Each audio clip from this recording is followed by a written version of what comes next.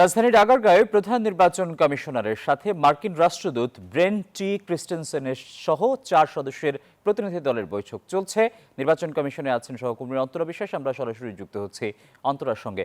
অন্তরা, এই বৈঠকের মূল এজেন্ডা কি কি বিষয়ে আলোচনা হতে পারে? কিন্তু আপনি জানেন যে সাধারণত কোনো দেশের রাষ্ট্রদূত যখন নতুন নিযুক্ত হন, অর্থাৎ নবনিযুক্ত হন, এরপর সেই দেশের বিভিন্ন গুরুত্বপূর্ণ সংস্থার সঙ্গে তারা আসলে সাক্ষাৎ করেন এবং তারই ধারাবাহিকতায় তারা নির্বাচন কমিশনের সঙ্গে সাক্ষাৎ করতে এসেছেন। বিশেষ করে প্রধান নির্বাচন কমিশনারের সঙ্গে তিনি কথা বলতে এসেছেন।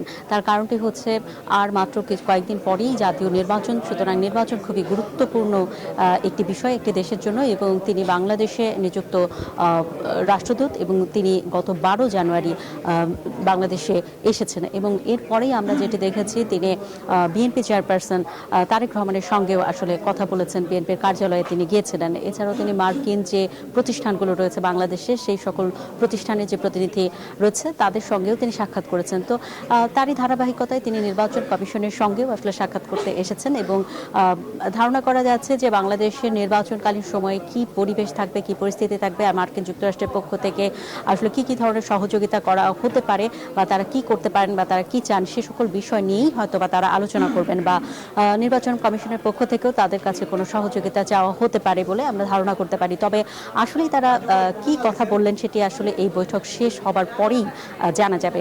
এরই মধ্যে আপনি জানেন যে তিনি বলেছেন যে গত জুলাই মাসে বাংলাদেশের সাথে মার্কিন যুক্তরাষ্ট্রে যে একটি স্বাক্ষর হয়েছে, সেই স্বাক্ষরের পরে আসলে বাংলাদেশ যুক্তরাষ্ট্রের 8ম যে গমের যে ক্ষেত্র, অর্থাৎ গমের যে ব্যবসা করা বা বাংলাদেশ থেকে যুক্তরাষ্ট্রে নিয়ে যাওয়ার যে বিষয়টি, সেই ক্ষেত্রে পরিণত হয়েছে। এর আগে আসলে প্রথম যে 25টি দেশ ছিল তার মধ্যে হচ্ছে না, সেই কথাটিও আসলে তিনি এরই মধ্যে উল্লেখ করেছেন এবং তিনি জানিয়েছেন বাংলাদেশের সকল রাজনৈতিক দলের সঙ্গেই আসলে মার্কিন যুক্তরাষ্ট্র কাজ করতে চায়। এই ছিল আমার কাছে এখান থেকে সর্বশেষ খবর।